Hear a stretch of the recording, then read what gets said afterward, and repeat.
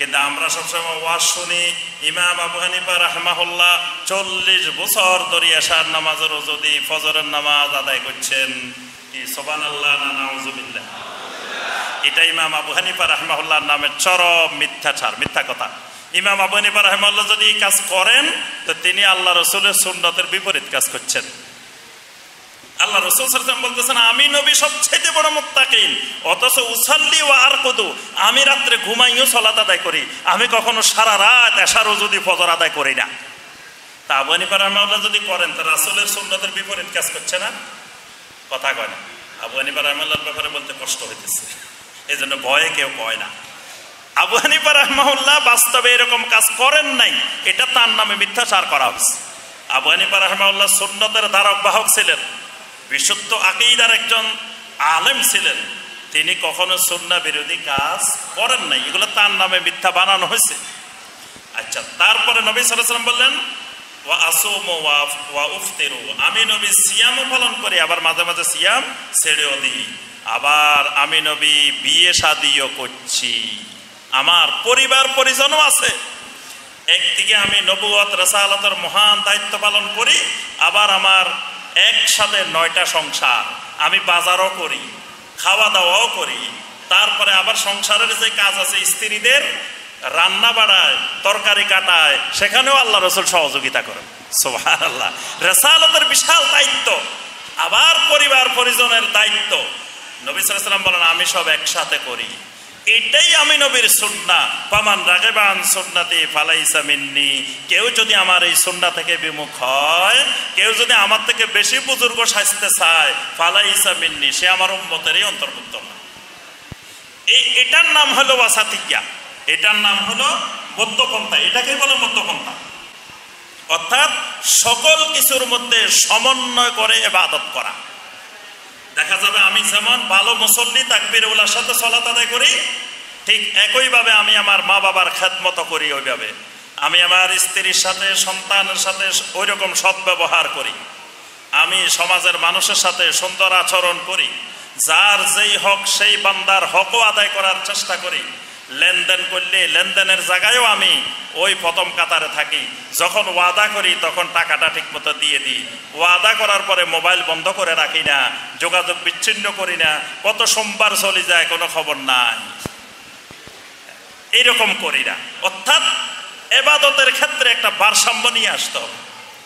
আপনি সারা রাত নফল সালাত আদায় করাচ্ছে, আপনি সারা রাত্রে ঘুমান ভালো করে, 4 রাকাত তাহাজ্জুদের সালাত আদায় করেন শেষ রাত্রে উঠে, আর দিনের বেলায় যখন বান্দার অধিকারগুলো আছে সেই অধিকারগুলো যথাযথভাবে আদায় করেন, তখন এটার নাম হলো কি ওয়াসাতিয়া। অর্থাৎ সব সাবজেক্টে যেন আমি পাশ করি, সবসময় খেয়াল রাখতে হবে। কয়েক সাবজেক্টে খুব ভালো নাম্বার পাই গেছি, আবার কয়েক সাবজেক্টে আমি ফেল করে বসে আছি, এটা করা যাবে না। এটার নাম হলো ইফরাত ওয়া তাফরিদ। ইফরাত হলো মানে সীমা লঙ্ঘন করা, সীমার উপরে চলে যাওয়া। তাফরিদ হলো মানে সীমার কাছেও না থাকা। ইফরাত হলো গুলু, সীমা লঙ্ঘন করা, বিপদ সীমার উপরে চলে যাওয়া। শিরিক, কুফর, নেফাক, বেদাত, এগুলো হলো ইফরাত, সীমার উপরে চলে যাওয়া। আরেকটা হলো তাফরিদ, নামাজ পড়ে না তারপরে কয় ইমান ঠিক আছে, মানে জান্নাতেও যাবে, অথচ আল্লাহ পাক জানাই দিয়েছেন জাহান্নামে যাওয়ার 1 নম্বর কারণ লাম নাকু মিনাল মুসাল্লিন, সালাত কায়েম না করে, কিন্তু সে আশা করে বসে রয়েছে নামাজ না পড়তে কি আমার ইমান কিন্তু মজবুত আছে, ঠিক আছে। এটা হলো তাফরিদ। এই দুইয়ের মাঝামাঝি হলো ওয়াসাতিয়া, মধ্যম পন্থা। এই কারণে সম্মানিত ভাই ও বোনেরা, আমাদেরকে সবসময় মধ্যমপন্থী হইতে হবে।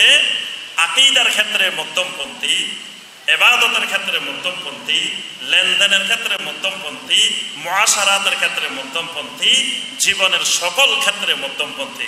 কিন্তু মধ্যমপন্থা মানি আল্লাহর ইবাদত না করা, এটার নাম মধ্যপন্থা না। সঠিক কথা না বলা, এটার নাম মধ্যপন্থা না। শিরিক বেদাতের বিরুদ্ধে না বলা, এটার নাম মধ্যপন্থা না। বরং শিরিক বেদাতের বিরুদ্ধে বলাটার নাম মধ্যপন্থা।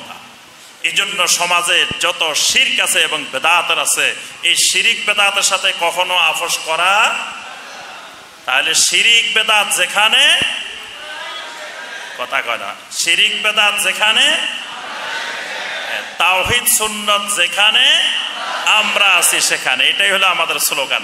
আমরা দল বুঝি না, মত বুঝি না, ব্যক্তি বুঝি না, আমরা তাওহীদ সুন্নাত থাকলে আমরা সেখানে আছি।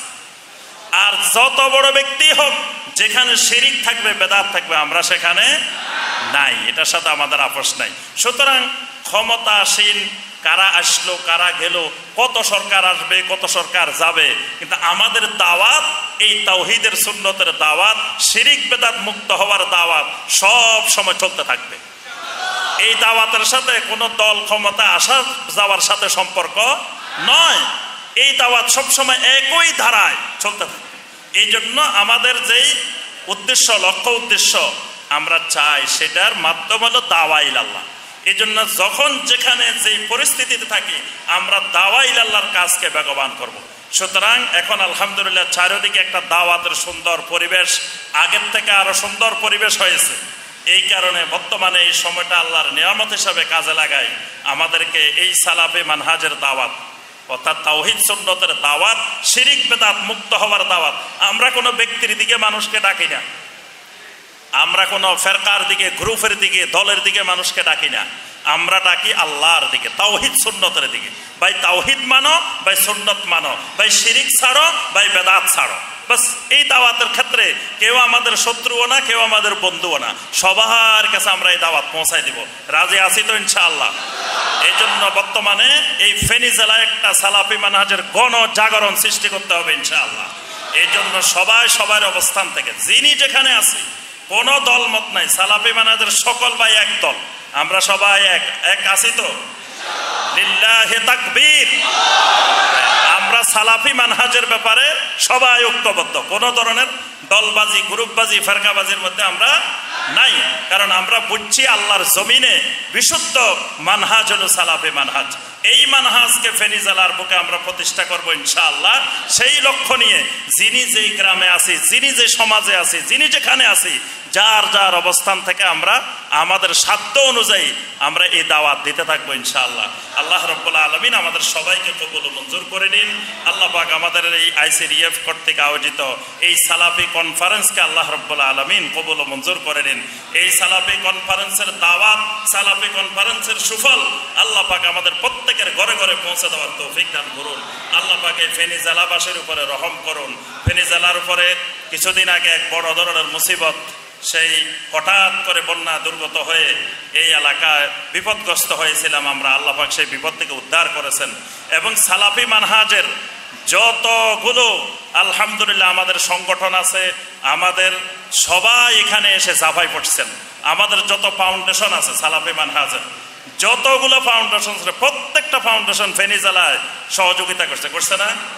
তারপর আমাদের যেই আহলুল হাদিসের যে সংগঠনগুলো আছে, বাংলাদেশ জমিয়তে আহলে হাদিস আন্দোলন, তারপরে আরো যতগুলো আছে, যত ফাউন্ডেশন আছে, সবাই, আস-সুন্নাহ ট্রাস্ট, আব্দুল্লাহ জাহাঙ্গীর রাহমাহুল্লাহর সেই প্রতিষ্ঠান, তারাও এখানে এসে কাজ করছেন। আমাদের ICDF যেই করুণ মুহূর্তে মানুষের কাছে পৌঁছা যাচ্ছিল না, আমাদের ভাইয়েরা জীবনের ঝুঁকি নিয়ে গ্রামে গিয়ে মানুষদেরকে উদ্ধার করছেন, নৌকা নিয়ে, বোট নিয়ে, তারপরে বিভিন্ন উপায়ে নিজের জীবনের ঝুঁকি নিয়ে মানুষকে উদ্ধার করার জন্য চেষ্টা করছেন।